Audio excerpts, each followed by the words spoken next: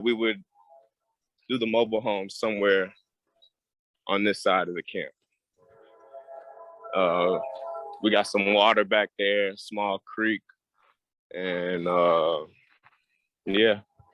And then you know, at the other property we're gonna go to next, we also got more land there that we're gonna show.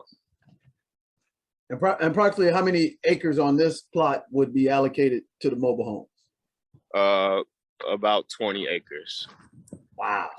Yeah, about 20 to 30 acres. Y'all hear that, guys? 20 to 30 acres. The campground, technically, this is maybe five to, I don't even think it's more than 10. Yeah, because I know when we were on the ATVs, Kim took us way on the other side and just open that's land. The side I'm talking about. Yep. All y'all land. I was just like, man, this is just breathtaking. So yeah, that is our tour of this place. Yeah, I would like to ask a couple of questions with Byron and Sharnice, and give us his perspective on how many acres that their current mobile home park sits on. Let's see. So our 54 unit. Yeah, we were watching that video before you guys pulled up. Okay.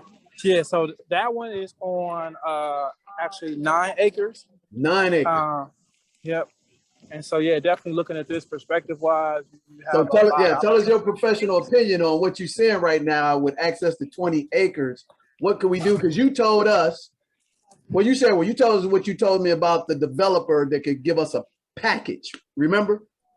Yeah. So when you're looking at like per acre, normally, you know, not to say a tight squeeze, but you have 25 feet between each mobile home is 9. You can put 9 mobile single wides on that land on per acre.